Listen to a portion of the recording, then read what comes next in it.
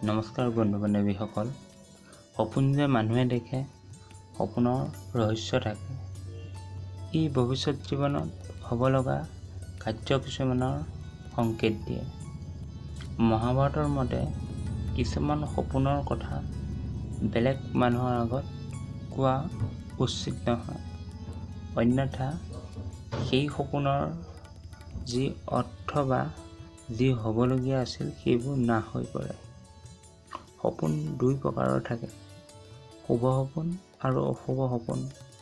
শুভ সপোন দেখিলে বেলেগৰ আগত প্ৰকাশ কৰিব নালাগে আৰু অশুভ সপোন দেখিলে প্ৰথমে ডাঙৰ গছৰ আগত ক'ব লাগে। সাধাৰণতে মধ্যৰাতিৰ পৰা ৰাতিপুৱাৰ সময়ছোৱাৰ সপোনহে ফলৱতী হয় আৰু বেলেগ সময়ৰ সপোন নিষ্ফল হয়। গতিকে জানো আহকচোন সপোনৰ ৰহস্যসমূহৰ কথা। স্বপ্নশাস্ত্ৰৰ মতে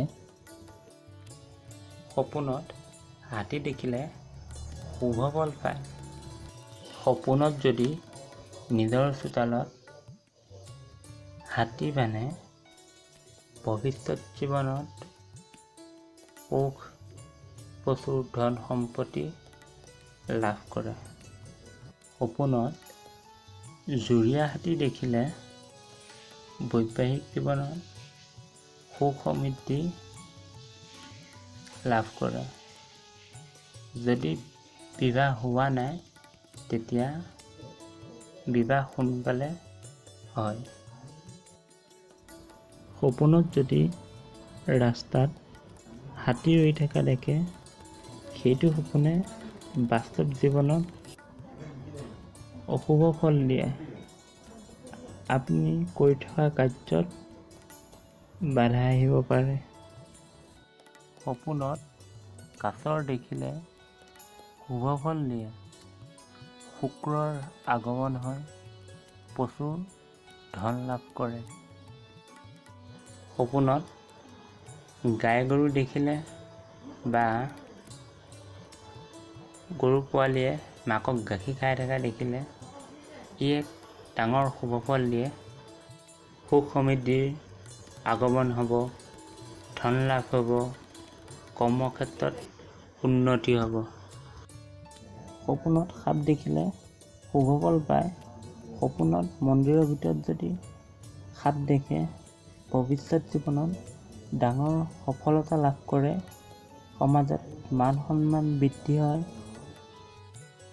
আৰু প্ৰতিষ্ঠিত ব্যক্তি হয়। সপোনত দেৱ দেৱতা দেখিলে মান সন্মান বৃদ্ধি হয়, সুখৰ আগমন হয়, শত্ৰু নাশ হয়, জ্ঞান বৃদ্ধি হয় আৰু ভৱিষ্যত জীৱনত ৰাজভোগ লাভ কৰে। সপোনত যদি গছ গছনিত যদি ফল ফুল লাগি থকা দেখে ভৱিষ্যত জীৱনত প্ৰচুৰ ধন লাভ কৰে। সপোনত যদি নদ নদী সাগৰ পাৰ হয় তেতিয়াহ'লে আপুনি ডাঙৰ বিপদৰ পৰা হাত সাৰে।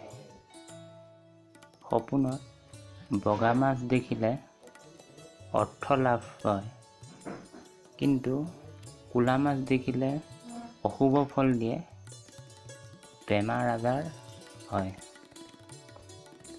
সপোনত যদি বেলেগ মানুহৰ তেজ ওলোৱা দেখে ই এক অশুভ ফল দিয়ে।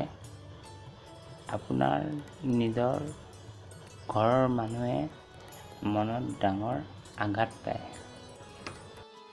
সপোনত পকা ফল দেখিলে বা পকা ফল খালে বেমাৰ আজাৰ নাইকিয়া হয়।